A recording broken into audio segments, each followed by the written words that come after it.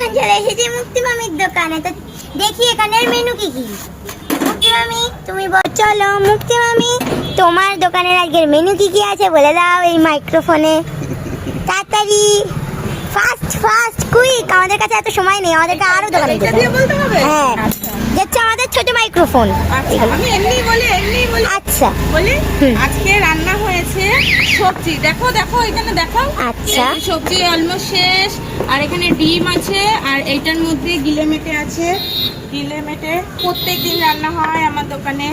আচ্ছা, তো প্রত্যেক দিনই কি এইরকমই এটা হয় নাকি পর পর দিন পাল্টাতে থাকে?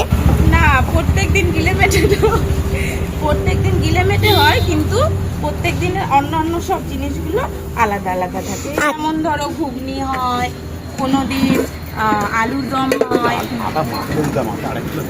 কোনোদিন কি বলবো সয়াবিন আলু হয়। আচ্ছা, তো গিলেমেটেটা রোজ কেন হয়? এটা কি খুব ফেমাস তোমার দোকানে শুনেছি? খুব ফেমাস, খুব পছন্দ করে লোকে। কেন? কেননা আমি খুব টেস্টি আর খুব স্পাইসি ভাবে বানাই, একদম পুরো কষা করে, যেটা দমদমের এই 1 নম্বরের প্ল্যাটফর্মের কাছে কোথাও পাওয়া যায় না, একমাত্র আমার দোকানে পাওয়া যায়।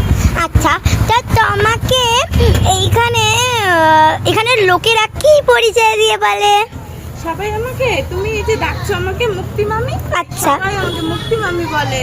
ও আচ্ছা, তো তোমার দোকানে আসতে হলে কোথা থেকে আসবো আমরা? আমার দোকানে আসতে হলে তোমাকে দমদমে থেকে তারপরে রিক্সা করে আমার দোকানে বা হেঁটে হেঁটে আমার দোকানে আসতে হবে। তো তোমার দোকান শুনেছি খুব ফেমাস, আর হচ্ছে মইতেও হয়, মানে ভিডিও এসেছে। তো একটা কথা বলে না এটার ব্যাপারে, কেন? কি কথা বলবো বলো? ডায়লগ দেবো? আচ্ছা, গরম গরম রুটি খেতে হলে আর কষা কষা গিলেমেটে খেতে হলে মুক্তি মামির দোকানে আসতে হবে।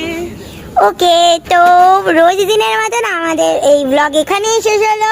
দেখা হচ্ছে পরের মিনি ব্লগে। Bye bye.